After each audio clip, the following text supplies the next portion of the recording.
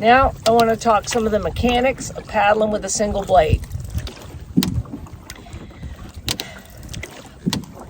I like sinking the blade and rolling my shoulders, rotating my torso. I like having my hands out over the gunnel because there's more mechanical advantage that way. It's less tiring.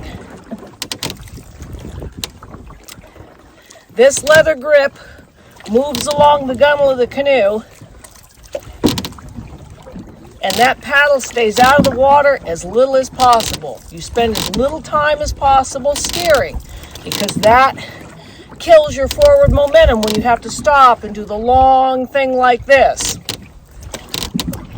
And I learned that two things from guides and from Scott Phillips, who's First Nations, back in the day at the Canoe Symposium. But I'm small. I'm 5'3" and a snap, okay? And when I was training with the guides, all the guides went solo, okay? And I had to learn what I could to keep up with tandem guests. And so I never had a beast mode, okay? It didn't exist, okay? I got where I got having a skill mode that I had to learn with a pretty short learning curve. So I sought things out at the Canoe Symposium. Scott Phillips helped me back in the day, Ray Wrightsey, the late great Warren Cochran. It was passed down, canoe strokes, guide to guide to guide, and they learned it from First Nations indigenous people who invented canoeing. So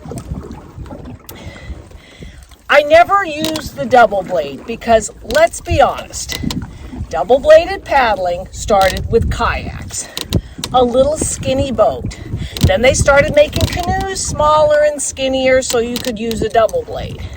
But I sit right at the edge of the gunnel, and that leans the canoe enough so that the part that's touching and shooting through the water is the beautiful chine like that, the sleekest, most aerodynamic part of the boat.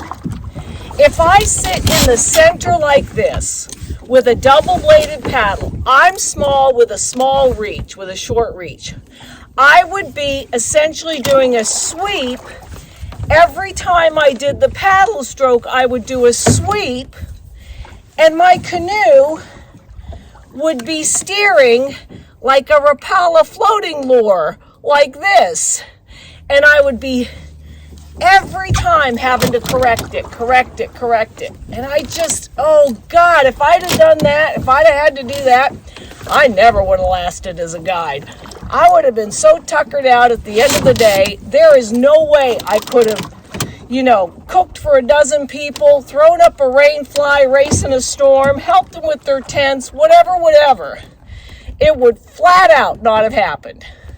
So I know it's a popular thing now, but honestly, it came from kayaking. It never came from canoeing.